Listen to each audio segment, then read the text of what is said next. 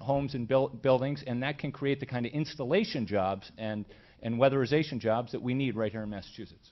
Well, let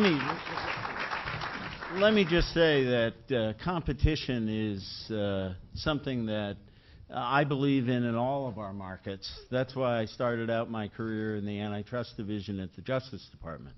Let me also say that, talk about stimulus. We in America send $1 billion a day out for foreign oil. That's reverse stimulus as far as I can tell, and it's a hell of a lot of money. You know, as far as Massachusetts goes, we are innovators, we are creators, and we have technology advantages both with our people and also with our geography. How many tidal plants are there in the United States? None. Zero. Do you know the best place to build, one of the best places in the United States for a tidal plant is up by Gloucester, where the tides fluctuate. Excuse me, Mr. King, could you explain? I don't know what a tidal plant is, so help me. A tidal plant is one that generates power through the use of the tides as they go in and out, and they're very prevalent in other countries in the world. We have zero. And one of the reasons we have zero is the oil companies are not inclined that way. Oh, really? You learn something every night, guys. Just briefly, one aspect of the question, of course, concerned jobs outside of the 128 corridor. Yeah, and let me address that specifically with my last point. There are over $1 trillion of profits that U.S. corporations have in overseas. I'd have a tax holiday and tell those corporations that we as a government are going to use 15% of those profits to come up with alternative energy sources to oil. And if they want to participate, fine. And I'd center that something similar to the Manhattan Project that we were all familiar with. And I'd center that project for solid reasons in the Commonwealth, not in Cambridge, but in the Commonwealth, and the jobs that would be created not only in Massachusetts, but throughout the country, much like the TVA or the Hoover Dam. That's my idea of a specific public works project that's worth funding. There's money there to do it, and it's time. We've wasted a lot of time. Great. So I have two words for any Republican that throws Solyndra in our face, and that's Deepwater Horizon. So don't tell me, because you are going to have, you can't try, if you're afraid to fail, then you're not ever going to try anything, and we're going to get nowhere. And oil and gas and clean coal, which is an oxymoron, and safe fracking, which is a double oxymoron, if that exists, is ridiculous. And Democrats should fight hardball on this. And so Solyndra didn't work out. There's thousands and thousands of other projects that do work out. I was just in Fitchburg last week at a town meeting where they're building a solar farm. It's amazing, and I can't wait until they break ground to go see it, and we should be doing that across the state. And if we get serious about investing in high-speed rail, by the way, Western Mass and the South Shore and the North Shore where I live, I mean, we could all be much more connected. You would have an exchange of ideas in tourism and everything else that would bring us closer together as a community. And, I think about, I was a history and a languages major, and, Leonardo da Vinci was drawing pictures of airplanes in the 1400s. And we sit here and say we can't do it, we can't build high-speed rail, we can't get off foreign oil that we subsidize 5 times that we subsidize renewables. That is so untrue and un-American. We can do it, we just don't have the political will, and the people want it, and we will do it if we want. Great. Let's wrap that one up. Let's wrap that one up. I'm going to ask you for another. Wait a minute. I just wanted to jump in with one quick comment about Solyndra. Okay. Is the mistake that was made there, and there was a mistake there. The mistake was doing that as a loan instead of doing that as venture capital. I disagree with that, by the way. No. Okay. Finally, you're disagreeing. I love this. Venture capital usually is used for startup ventures, which is what Solyndra is. And the reason is that 4 out of 5 fail. And if you get stock in them, the ones that make it make enough money to pay for the other ones. If you just lend them a loan, you're just out a lot of money. Okay. Jim? Well, the fact Mr. is, King, I think we're going to wrap up Okay. this conversation. all right. Now we I have- want to, well, everybody's had at least one round. I'm going to ask you for a single letter, again, one of these letter grades. We're loving these letter grades. Single syllable response to this question. From A to F, A through F, you can pick one. Grade President Obama on his handling of the economy. And let's just go right down the line. Mr. Conroy. A. C+. C. B. B. Okay. Well, at least you got a grade. That's wonderful. Janet, do you have a question? Senator Brown has straddled the political and the ideological spectrum since he has been elected, and on many issues. Some would argue that this strengthens him among independents who will decide this race, and that it shows that he can work on both sides of the aisle. Why do you think you could better represent Massachusetts and better represent the independents? Go ahead. I'll Melissa. go ahead. I have been saying this for the last 8 months, and that I resonate with independents because I have real world, on the ground experience advocating and fighting for people's rights and their jobs. I represent small businesses. I am a small business. I know what it's like to look at a balance sheet every month and at the beginning of every year, and you start from zero. And a lot of independents on the North Shore and throughout Massachusetts are supporting me. I get a common line. I lean Republican. I'm registered independent, but I like you. I don't agree with everything you say, but you say what you mean and you mean what you say, and I can absolutely represent independents the best, and better than Scott Brown and all of the people of Massachusetts, because I have that on-the-ground experience and know what it takes to advocate for people's rights and And you jobs. can work with Republicans? I could, yeah. I work with the federal government, Department of Homeland Security, and sat on liaison committees, so they don't just let anybody do that. So I do have 5 brothers and sisters, so I do play well with others. Yeah. Too. 3 points on that, Janet. One is I won my first election in 2006, appealing to a lot of independents in the district. I actually defeated an incumbent Republican by appealing not just to Democrats, but also the majority of people in that district. And I would point out that it's the majority of people in Massachusetts today are independent. So that's a crucial group of people that will ultimately decide this election in 2012. Secondly, I've got business experience and government experience. That works well when you think about taking the best of both, and independents really like taking the best of both, and also understanding and being skeptical about the worst of the private sector and the worst of the public sector, and knowing how to root those out. So that's something that I've proven that I can do. I've got a track record of success on that front. And I know Scott Brown. He was my state senator, and I had to work with him, so I can work with both sides of the aisle, and I think that's something that people want. They want results in Washington. They want to stop the polarization and the paralysis. They want this economy moving forward. They want jobs created. They need somebody down there who has a track record of doing that, and I'm that guy. I would look at this. I'm sorry. I would look at this a little differently. Families across this Commonwealth are getting hammered. And that's true whether they are Democrats, Republicans, independents, libertarians, no political affiliation. That what's going on crosses party lines, and I think that's how people see it. And I think the real question is, whose side do you stand on? Do you stand with families, or do you stand with Wall Street? You know, we had 3 jobs bills that were voted on last month.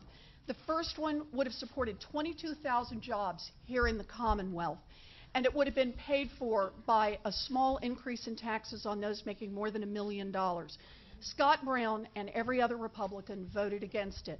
A week later, there was a bill just to save jobs for teachers, firefighters, and police officers, again, to be paid for by a modest tax just on those making $1 million or more.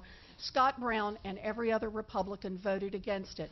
And then a week after that, 11,000 jobs supported here in the Commonwealth in transportation, principally in the construction industry that has been hit so hard, to be paid for by a 0.7% increase in taxes on millionaires.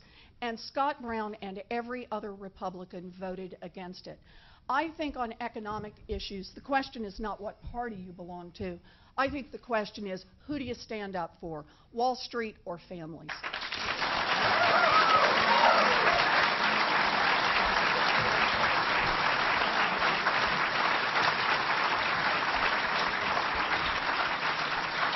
I grew up in a small town in upstate New York, and it was a small enough town so everybody knew everybody. So you didn't really get to pick your friends, you had to get along with everybody.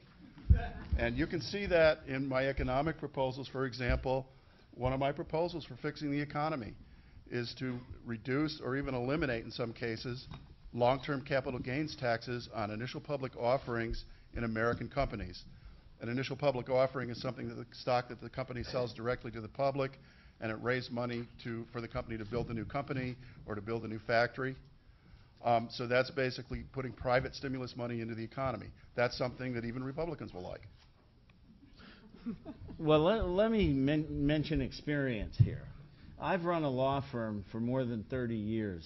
I've hired more employees than anybody on this stage here tonight. You know, in the public sector, I'm talking about. And the fact is that in terms of families versus Wall Street, I don't think we need to categorize and pick fights that we don't need to have. We need to work together so that, as I said before, the center doesn't fall. I also have as clients venture capitalists and investors, so I was going to call on some of that experience in commenting on Herb's comments. But, you know, this experience exposes me to the tax laws as well. So that's why I have a master's in tax law, so that I know what I'm talking about when people mention reform of the tax code. So I think when we're talking about experience, that it's necessary to get things done and to work with Republicans to get things done, I have it.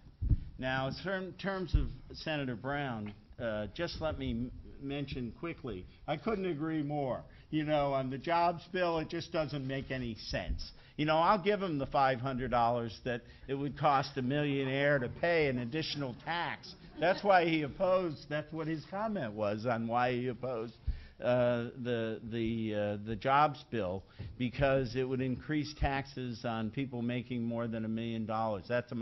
That amounts, if you figure it out, to about $500. Y'all have your say? Okay. Mr. King, I'm going to come back to you and ask in 60 seconds or less, can you tell us what you think is the greatest challenge facing our nation and the state? Well, the greatest challenge facing the nation is to remember to have faith in our system. That's what we've done for more than 2 centuries here. Our system works. We have to avoid the extremes, because in history shows us that extremes result in no effective government at all. So how do we do that? And this gets to the greatest challenge for us in the Commonwealth.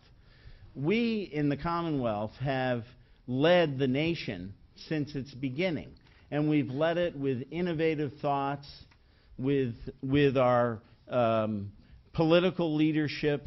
We have a great legacy in the U.S. Senate that we're all familiar with. And in Massachusetts, we cannot afford any longer to shy away from holding on to our values and carrying them forward in D.C. As Robert Kennedy said, it's never too late to seek a newer world. And that's what this is all about. We have challenges out there. Massachusetts and people in this state know how to meet them. And that's what we have to do. Thank you very much.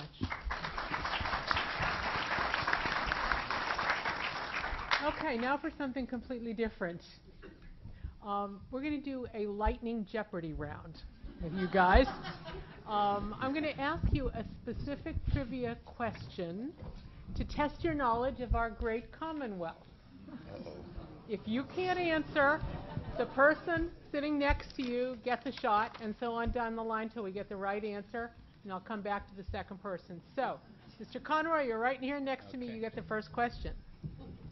Where is Florida, Massachusetts? I spent what seemed like 48 hours in Florida while I walked throughout the entire Commonwealth. It is in deep, or northwestern Massachusetts, not far from North Adams. My walk was in part inspired by a Florida senator, Lawton Childs, and so there was all sorts of jokes on our campaign when I was walking throughout the state. When am I going to get out of Florida? So, excellent. Correct. It's right along Route 2. Right.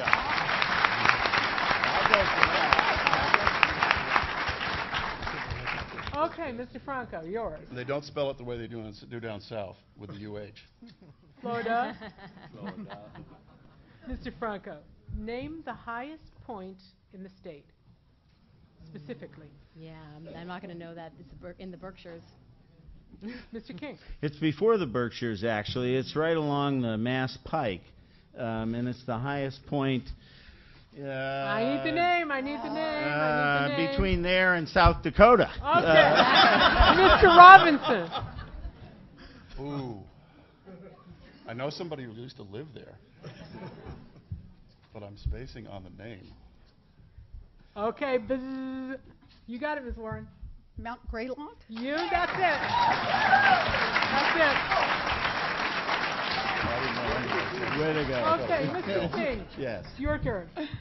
What is the fourth large, I have to do this on my hands, I can't, I'm an editor, I don't count. The fourth largest city in the Commonwealth. Well, let me just say that this reminds me when my son was in grade school, and we went there for Parents' Day. They had this type of exercise, and for some reason I was one of the ones that ended up on the stage, and they asked these questions. I'm reminded of those many years ago when I was put in the same situation. I hope it's pleasant memories. But it the fourth is. largest It city is. in the Commonwealth, the clock's ticking on you. Framingham. Wrong. Mr. Robinson. Springfield? Wrong. No, that's third. Ms. Warren. I can't. I know the first three. I can't do the fourth. Doesn't count. No, you're right. Mr. You're Conroy. Right. I would say Lowell. That's it. You probably knew that, Mr. Franco. Yes, Little I North did, Shore yes. trivia. Okay, Mr. Robinson, this one's for you. In what years, plural, did the Red Sox win the World Series in this century? I will just pass on that one. I'm a wrestler, not a baseball fan, so. Ms. Warren. 04, 08. No. No, I missed it. Mr. Conroy. I want to say 1903, Oh, you started early. 19. Was it? In this century? Oh, in this Ms. century. Franco. 2004 and 2005. No. No. Mr. King. 4 and 7. 4 and 7, you got it.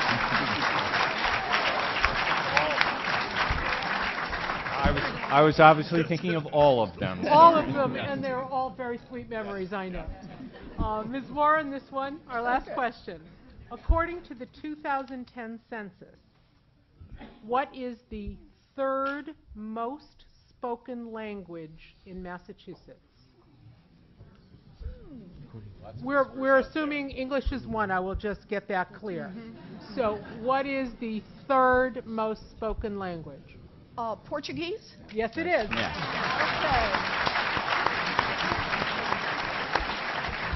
All right, everybody, that was like a seventh inning stretch. We're going to go back to real world now and back to our panel. Rick Holmes, please. Yes, thank you. One of Senator Ted Kennedy's greatest regrets was that he was unable to get comprehensive immigration reform through the Senate.